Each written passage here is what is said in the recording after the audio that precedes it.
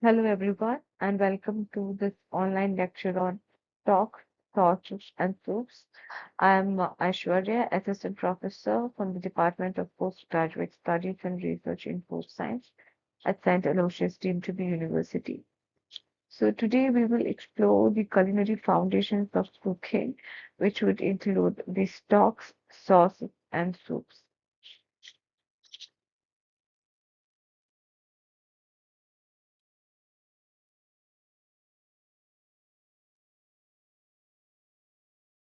These three components form the backbone of classical and modern cooking. So the stocks provide the foundation for many soups and sauces. Sauces enhance the texture, flavor, and the presentation of dishes. And soups can be a meal on their own or serve as a starter to whet the appetite. By the end of the session, we gain technical skills and knowledge about these essential culinary components, helping you understand their role in professional cooking.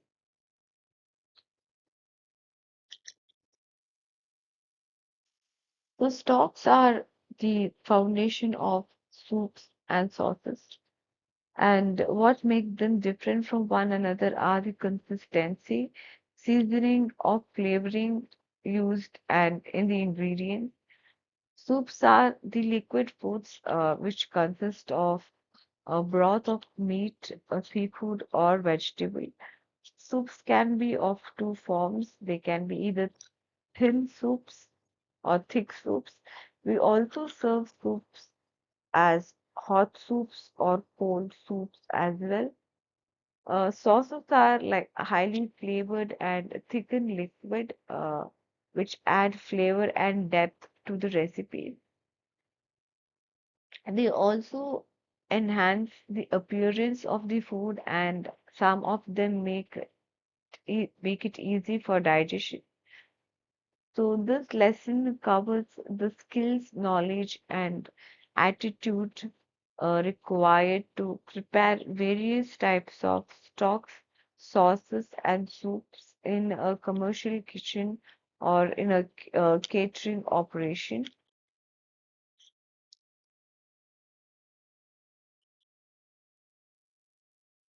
Stocks are the most basic preparations found in a professional kitchen. They are the fundamental component of most of the cooking, uh, and in French it is referred to as fond de cuisine, which refers to the foundation of cooking. So, stocks are a flavorful liquid preparation, which are prepared by simmering the meaty bones of either poultry, red meat, seafood, or vegetable in water with the aromatics which add flavor for a longer duration so that the liquid infuses the flavor, aroma, color, and the body, and even the nutritive value increases. So, usually, stocks are thin and they are derived from meat, fish, or poultry bones, which are simmered with vegetables and seasoning for a longer period of time. Herbs and spices and vegetables are added to increase the nutritional content as well as the flavor. So the principle for stock preparation is to make a clear, flavorful, and balanced stock. So to come up with this, the key steps that should be followed is to start with a cold water. Cold water allows proteins and impurities to dissolve gradually. So, if you start with hot water, impurities will be trapped in the liquid, making the stock cloudy. The second step would be roasting the bones for brown stock. This step enhances the depth of flavor and the color. Simmer and do not boil. Boiling agitates the liquid, causing impurities to mix in, which results in a cloudy stock. So always simmer the stock and not to boil. Skim frequently. So the scum is uh, that is usually referred to as impurities. They float on to the top of the stock, which has to be removed frequently, which we refer to as skimming. So use of aromatic vegetables. So onions, carrots, celery add a lot of depth and complexity to the stock. So adding them would add much more flavor. We also discussed about the meepo cut of vegetable in the previous session. So meepo cut of vegetable can be used here in stock to enhance the flavor of the stock and strain the stock carefully. Use a fine mesh strainer or cheesecloth to remove the solid particles and let them cool quickly and store them properly. So store the stock in the refrigerated for up to 5 days, or you can freeze them in the freezer for months. Skim off the hard fat before reheating the stock.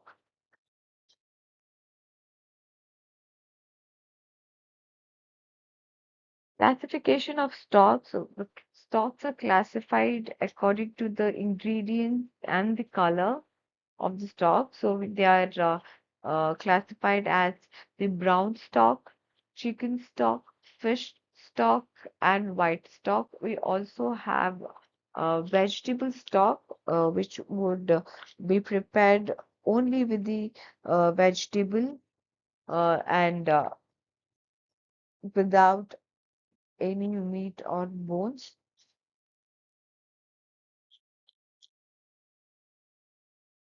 So the brown stock is usually prepared by roasting the bones of it could be either the beef, chicken, veal, or the poultry bones. The bones are lightly oiled and they are kept on a roasting pan and they are browned in the oven until they turn golden brown. Tomato or tomato sauce or the tomato paste are usually added to the brown stock to add color and flavor.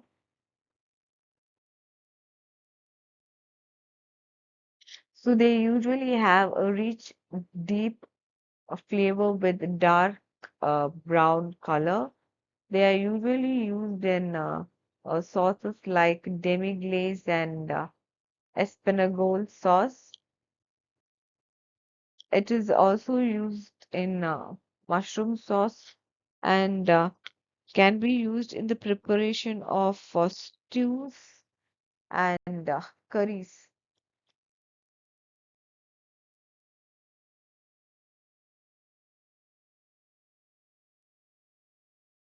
Chicken stock can also be called as the white stock.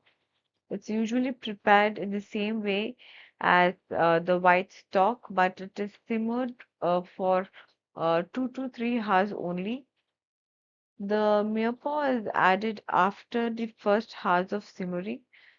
Chicken stock must be strained before using or storing. So, chicken stocks are usually used in the preparation of soups, risottos, and sauces. The fish stock is usually prepared with the bones, head, skin, and trimmings from white lean deep sea fishes and are used for the fish stock. Cold water containing the bones and trimmings of fish are brought to a boil and the impurities are skimmed occasionally and they are simmered. Mirepoix and the seasonings are added after the skimming process.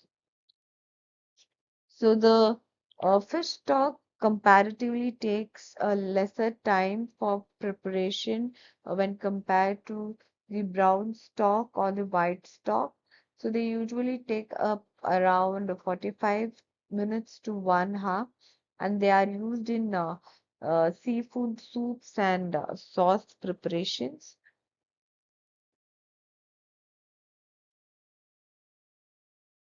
So white stock, it is a colorless stock and it is more delicately flavored when compared to brown stock.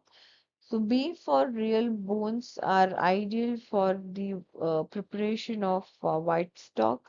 Here, the browning of bones are not done, and white stock is used as a base in soup and sauces, and it is a well substitute for water. So it can be used in place of water also in certain recipes.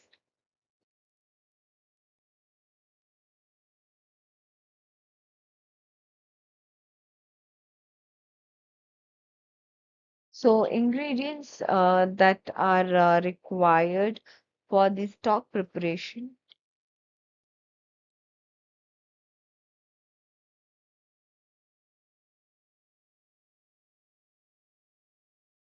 The bones, uh, the bones make up for the primary source of flavor and gelatin for the stock. So usually beef bones, veal or chicken bones are commonly used for stock preparation. So most of the flavor of the stock comes from the collagen and cartilage, and the flavor and the body of the stock are derived from the bones of beef, veal, chicken, fish, and pork. The kinds of bone used uh, for the cooking purpose will also determine the kind of stock that would be prepared, except for the vegetable stock, which is only prepared using vegetables. Mirepoix. So mirepoix is nothing but coarsely cut vegetables, which mostly make up of are made up of onions, carrots, celery, and some greens. Uh, it's used for flavor, flavoring of the stock, and they also provide a slight sweetness to the stock. Meat trimmings or meat are used for added depth in the stock. So usually beef or veal meat is used for stock preparation, and leftover meat can also be used in stock to increase the taste and richness of the stock. Tomatoes are usually used in brown stock, especially to add acidity and color. Overusing tomatoes in stocks will make the stock look cloudy. Wine is occasionally used in stock preparation, and it's usually to add complexity and depth for the stock, and it also adds a little acidity to the stock.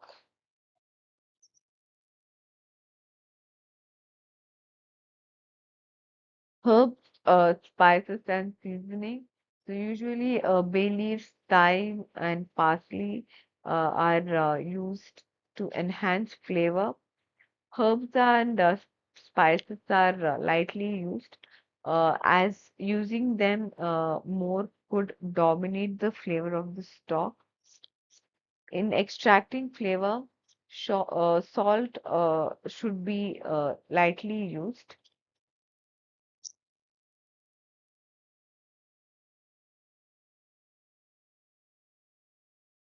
Methods of stock preparation. So the general method for making stock would include with cold water. To start with cold water, it promotes better flavor extraction.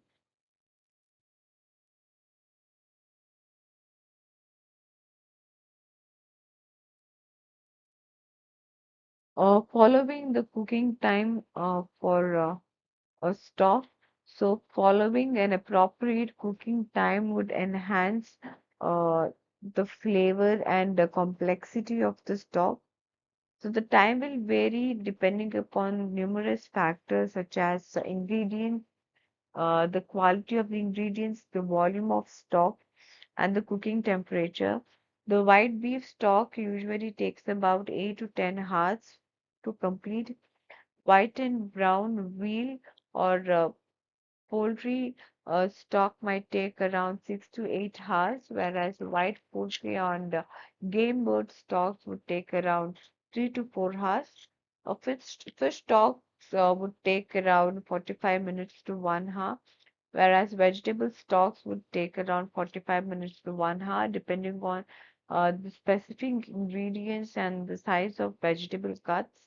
The time of cooking would also differ.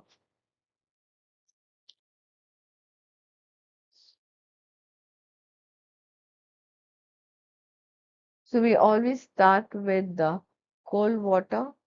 Uh, Stocks are usually simmered gently with small bubbles at the bottom, but the bubbles should not be large so that they break the surface of the stock. If the stock is boiled profusely, it can make them look cloudy. Salt is not usually added to stock as it makes them too salty. Since most of the stocks are preserved to make soups and sauces, adding salt is not preferred.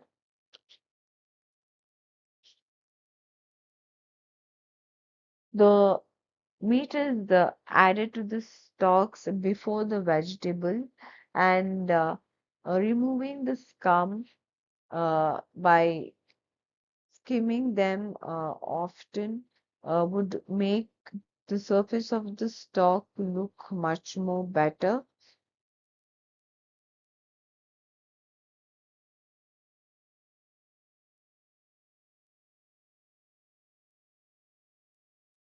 So, the preparation of white stock to begin with, we cut the beef or the veal bones into uh, pieces of 3 to 4 inches, except for chicken and fish bones.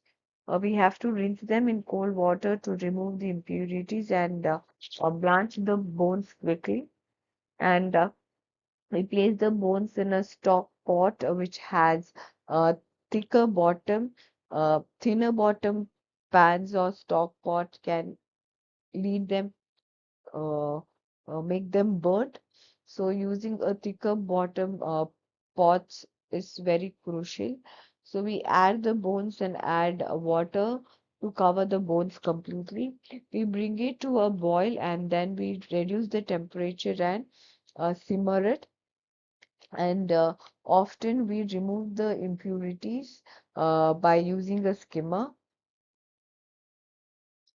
So after that, we would be adding the myopo, wherein the cut vegetables are added, and we continue to cook it in simmer to extract the flavor.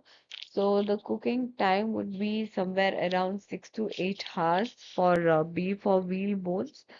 For chicken bones, it would be 3 to 4 hours, and for fish bones, it would be 30 to 45 minutes.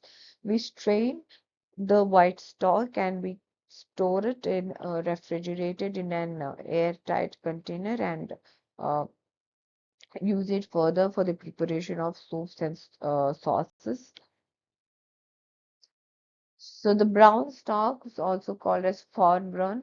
Uh, to start off, we cut the bones into 3 to 4 inch pieces and oil them lightly. We also have to roast them, and for which we roast them in an oven for 1 to 2 hours, and we keep stirring them occasionally. So after roasting, we place the roasted bones in a pot and cover them with water. We bring them to a boil, reduce the heat and simmer. Occasionally, we have to remove the impurities and the fat which will float onto the surface of the stock. And we'll take a roasting pan in which we would take the vegetable cuts and add the fat that was taken from the bones and cook them until they are slightly brown. And we would add this vegetable mixture to the stock along with the tomatoes or tomato puree or tomato sauce. We would continue to cook it for 3 to 4 hours in a simmer, and we would wait until the stock becomes brown.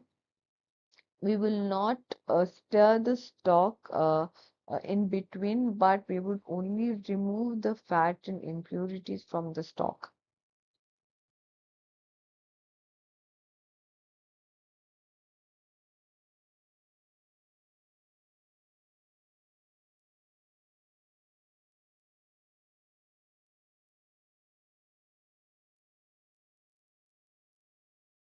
So preparing sauces required for menu item.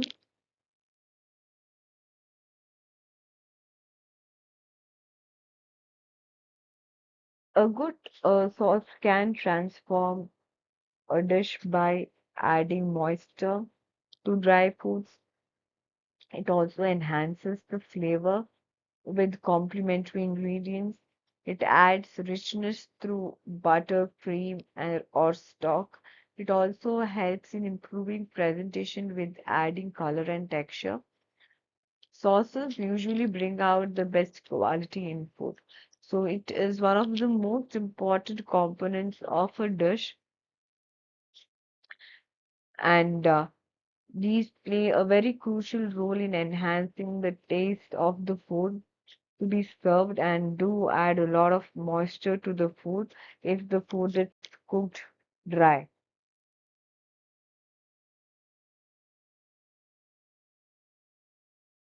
A sauce will also add a lot of flavor and complexity to dishes. It will also improve the overall taste and texture of a recipe. A sauce is a fluid dressing for poultry, meat, fish, dessert, or any other culinary product. So these are the main reason why we would prepare sauces so that it increases the moisture of the food, it increases the flavor, it adds on to have depth and richness to the dish. It makes the dish more appetizing. It adds color and shine to the dish. It is also visually more appealing.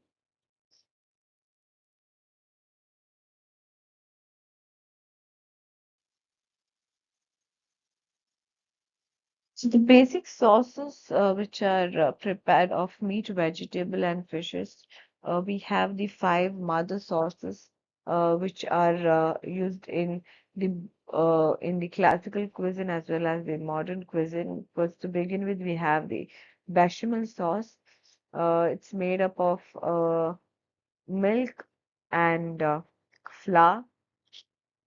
So it's a milk-based sauce which is thickened with the white roux. And then we have veloute.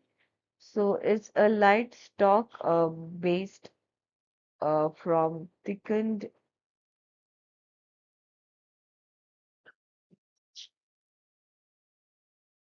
So it's a stock-based sauce which are made up of veal, chicken, or a fish broth, and it's thickened with blonde roux.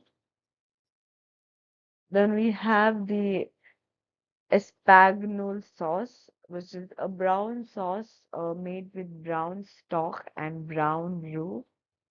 The tomato sauce, which are made with tomatoes, stock, and seasoning. And then we have the hollandaise, which is a rich sauce emulsified with butter and egg yolks.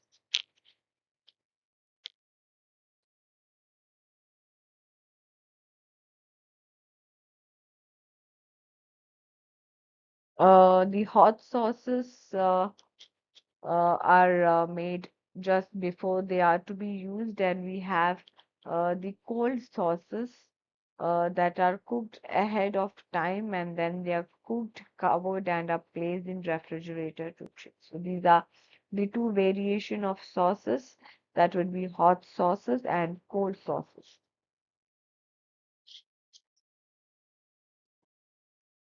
Thickening agents which are used in sauces.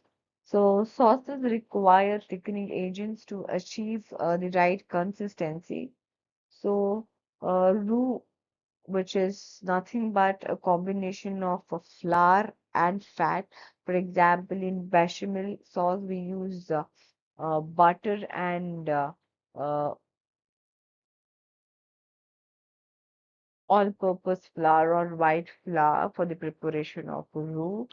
And it's the base of many sauces. We also use cornstarch sometime because it provides a glossy finish. Egg yolks and cream are also added as thickening agent. They also add richness and smoothness to the sauces. And butter is added to increase the shine and flavor of the sauce. Apart from this, we can also use arrowroot powders, pre-gelatinized starch, breadcrumbs, and other vegetable and grain products like potato starch and rice flour as thickening agents.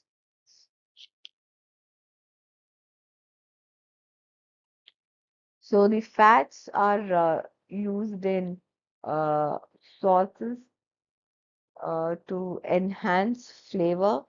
So using clarified butter results in finest sauces as it increases the flavor and essence of the sauce. Sometimes animal fats and hydrogenated fats can also be used as a substitute to butter, which is of lower cost. And chicken fat, beef drippings, and lards are also sometimes used in sauce preparation. And fats can be also used for roux preparation, but here it will not add any flavor.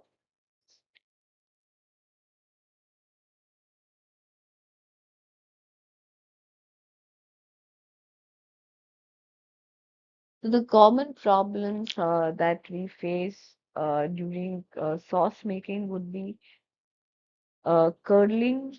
So it happens when the sauces are overheated and the compositions or the contents of the sauce separate, which is referred to as curdling. Oiling off is a problem when the fat separates from the sauce and the liquid portion and the fat portion are separated, which would uh, give an unappealing flavor and texture. Lumps are usually caused because of poor mixing or improper mixing. These make up for most of the challenges that can occur during sauce preparation.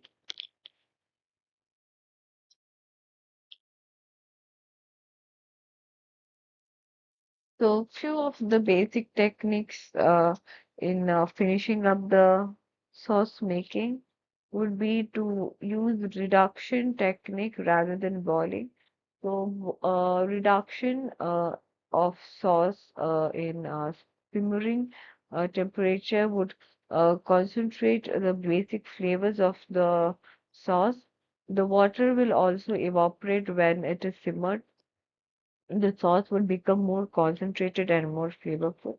So using reduction technique would adjust the textures as well, and we can adjust the consistency of the sauce when we use the simmering technique.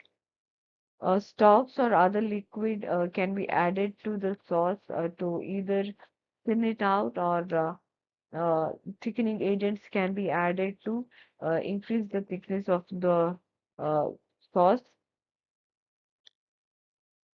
and glazes or reduced stocks are added to sauces to give more flavor and complexity.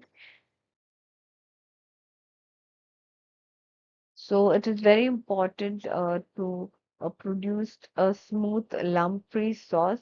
And once the sauce is prepared, it is better to strain them through a china cap or a strainer which has several layers.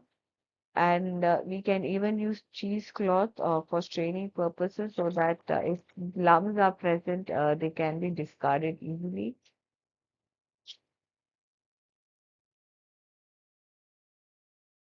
A mixture of egg yolk and cream can be added to the sauce, which gives them an extra richness and smoothness. Even heavy cream can give added flavor and richness to the sauce. And finishing off the sauce with butter, that is softened butter to hot sauce, and swirl it until it melts. This gives smoothness and extra shine to the sauce, which would make them look more appealing. So seasoning to add up and develop flavor to sauce, we can add salt, lemon juice, cayenne pepper, white pepper, and sherry, which can increase the depth of flavor in the sauces.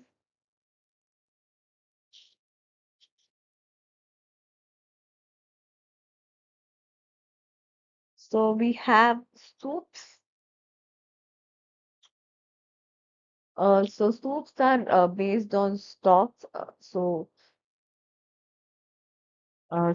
are made up of stock. So a good flavorful stock is very important to bring about a flavorful soup. A well-prepared soup always makes a memorable impression. So soups are full of array of flavoring agents and garnishing opportunities. Soups also allow the use of trimmings and leftovers, uh, vegetables, meat, bones, etc. So a soup is a dish which can be served either hot or cold. It can have meat or it can have vegetable, or it can have both.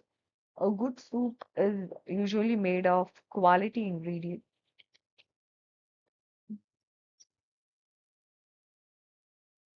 Soups are versatile dishes and they can be consumed at any time of the day. It can be used as an appetizer, or it can be used as a light dinner, or it can be used as a main course for lunch.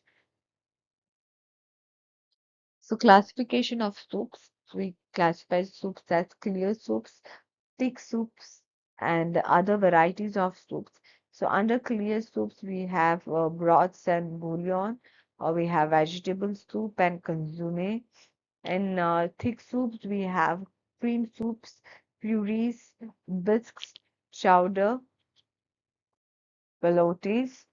Other types of seafood soup would include dessert soup, fruit soup, and cold soup. So clear soups are usually made from clear stock like consomme. They are unthickened broth or soup. They may be served plain or they can be garnished with vegetables and meat. They look very similar to stock, except the difference is that the broth here are based on meats rather than bones. So they are richer and they have more defined, complex flavor. Thick soups are soups that are thickened to provide a heavier consistency. So to increase the thickness of soup, usually heavy cream is added, and it is based out of bechamel sauce. So bechamel sauce would act as a foundation for thick soup. So for example, for thick soup would be uh, broccoli cream soup, cream of mushroom soup, etc.